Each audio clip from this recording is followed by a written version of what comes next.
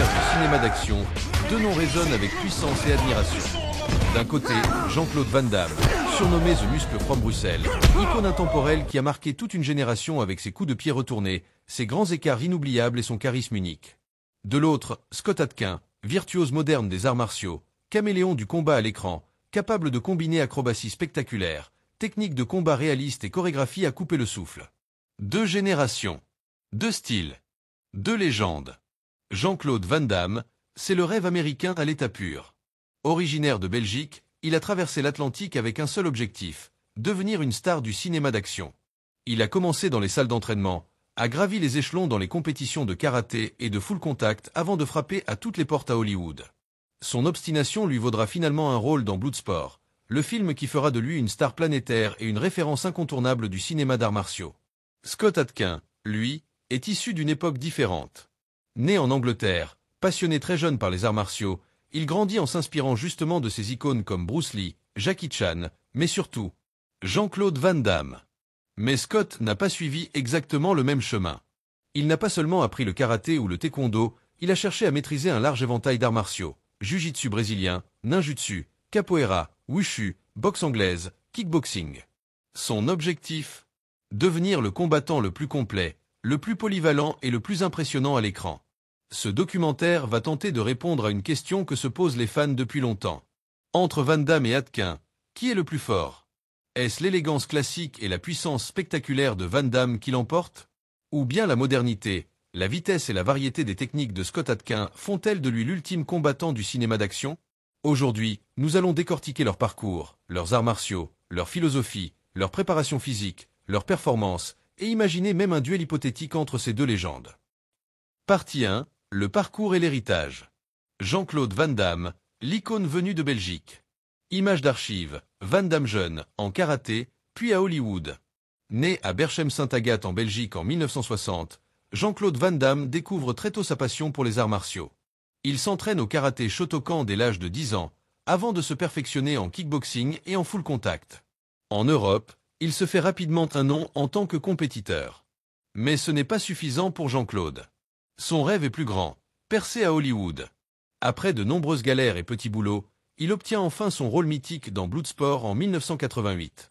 C'est le début de la légende. Il enchaîne ensuite des films cultes comme Kickboxer, Cyborg, Universal Soldier et bien sûr Team Cop.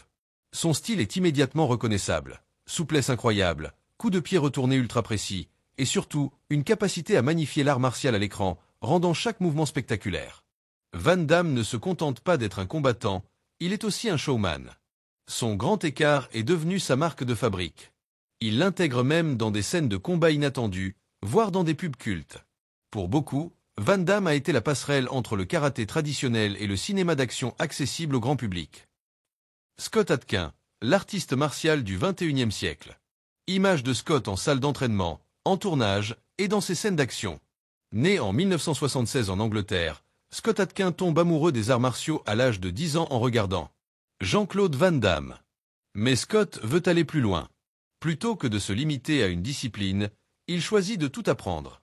Taekwondo, kickboxing, ninjutsu, capoeira, wushu, jiu-jitsu brésilien, boxe anglaise. Il devient un véritable expert du tricking et du combat chorégraphié. Au cinéma, il explose dans le rôle de Yuri Boyka dans la saga Undisputed. Son style, ultra dynamique, mélangeant des acrobaties dignes du cirque, des enchaînements inspirés du MMA et une brutalité crédible. Scott est capable de tout, coups de pied sautés, clés de bras, projections, enchaînements mixtes. Là où Van Damme privilégiait l'esthétique et la puissance, Scott Adkins mise sur la diversité et le réalisme. Malgré un succès plus underground que Van Damme, Scott est aujourd'hui respecté dans le monde entier comme l'un des meilleurs artistes martiaux du cinéma moderne. L'on veut comparer deux combattants, il faut d'abord étudier ce qui fait leur force fondamentale, leur style de combat. Jean-Claude Van Damme est avant tout un élève du karaté Shotokan, une discipline basée sur la précision, le timing et la puissance. Sa posture est droite, ses coups sont nets, efficaces, et ses enchaînements sont simples mais percutants. Très jeune, Van Damme a su maîtriser les principes de distance, de rythme et de contrôle, ce qui lui a permis de remporter plusieurs compétitions en Europe. Mais la particularité de Van Damme vient de son amour du spectacle. Là où le karaté se veut parfois sobre, Van Damme, lui, adapte son art pour le rendre cinématographique. Il exagère ses coups de pied retournés, pousse sa souplesse à l'extrême et crée de véritables chorégraphies de combat qui marqueront l'histoire du cinéma.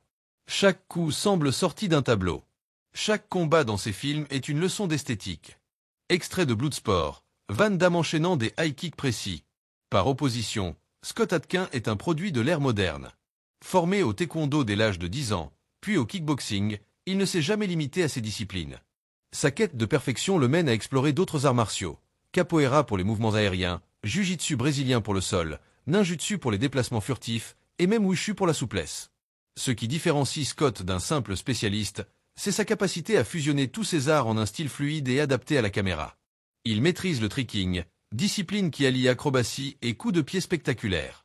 Ses chorégraphies sont dynamiques, rapides et surtout réalistes, intégrant des clés de bras, des balayages et des projections dignes du MMA, rendant ces scènes plus crédibles aux yeux d'un public moderne. Extrait de Undisputed 3, Boyka enchaînant des combinaisons aériennes puis amenant son adversaire au sol. Là où Van Damme se concentrait sur le combat debout, Adkins peut passer du pied-point aux projections et aux soumissions, montrant une polyvalence impressionnante. Il ne se contente pas de frapper, il adapte constamment sa stratégie.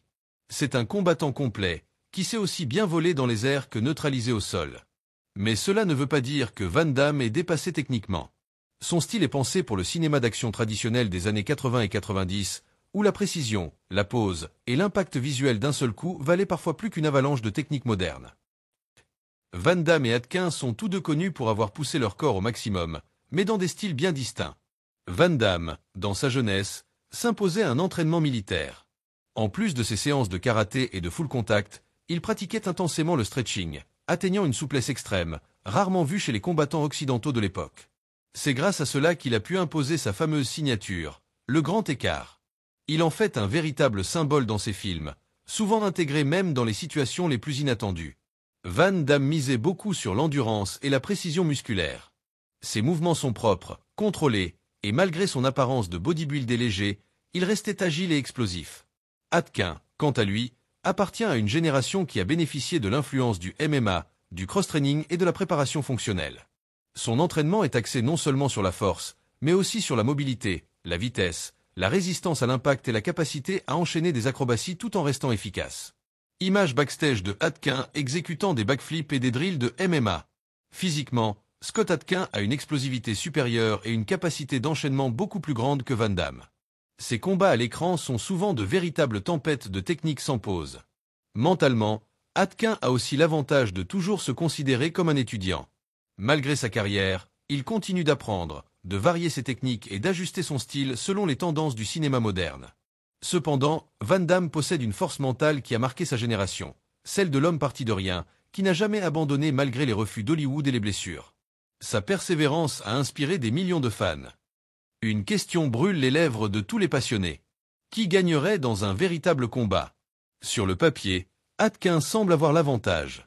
Sa palette technique est plus riche, son style plus adapté au combat moderne et son physique plus explosif. Il est habitué aux enchaînements complexes et peut se battre aussi bien debout qu'au sol. Mais le combat ne se joue pas uniquement sur les capacités techniques. Van Damme possède l'expérience, la gestion de la distance et surtout un mental d'acier. Son style basé sur le one-shot, one-kill, un coup bien placé qui met fin au combat, reste redoutable. En conditions réelles, si Van Damme arrivait à garder la distance et à placer un coup de pied retourné bien ajusté, il pourrait neutraliser Scott. Mais à l'inverse, Adkins pourrait facilement casser la distance, utiliser sa rapidité pour amener Van Damme au sol et l'épuiser grâce à son jiu-jitsu. Ce combat serait donc un affrontement entre la précision létale de l'ancien, la polyvalence explosive du moderne. Il est difficile de trancher. Cela dépendrait beaucoup du scénario. Dans une cage de MMA, Adkins aurait probablement l'avantage. Dans un combat de full contact old school, Van Damme pourrait surprendre par sa précision et son timing redoutable. Partie 5. L'impact sur le cinéma d'action. 600 mots. Narrateur. Mais au fond, le véritable duel n'est pas forcément physique. C'est peut-être leur impact sur le cinéma qui est le vrai enjeu. Van Damme a ouvert la voie. Dans les années 80 à 90, il a popularisé les arts martiaux auprès du grand public occidental. Avant lui, seuls Bruce Lee et Chuck Norris avaient réussi cela. Grâce à Van Damme, les jeunes de toute une génération se sont inscrits au karaté et au kickboxing. Il est devenu une icône mondiale, exporté partout, de l'Amérique à l'Asie, en passant par l'Europe. Scott Adkins, quant à lui, est devenu la référence de la génération post-MMA. Ces films, parfois moins grand public, sont des chefs-d'œuvre pour les puristes du combat à l'écran. Il est l'héritier de Van Damme mais aussi de Jackie Chan et Tony Jaa, en y ajoutant sa touche personnelle, le réalisme du combat moderne. Il inspire aujourd'hui une nouvelle génération de cascadeurs et de chorégraphes à repousser les limites de l'action. Alors, qui est le plus fort? La vérité, c'est qu'il n'y a pas de véritable réponse. Jean-Claude Van Damme est le pionnier, celui qui a prouvé que le cinéma d'arts martiaux pouvait séduire Hollywood et le grand public. Scott Adkins est l'héritier, celui qui a su moderniser et perfectionner l'héritage de ses prédécesseurs, en s'adaptant aux attentes du cinéma du XXIe siècle. Ils n'ont pas besoin de s'affronter. L'un a inspiré l'autre. L'un a ouvert le chemin, l'autre l'a perfectionné. Finalement, ce qui compte le plus, c'est qu'ils ont tous les deux laissé leur empreinte dans le cœur des passionnés d'arts martiaux et du cinéma d'action. Et ça, aucun combat ne pourra leur enlever.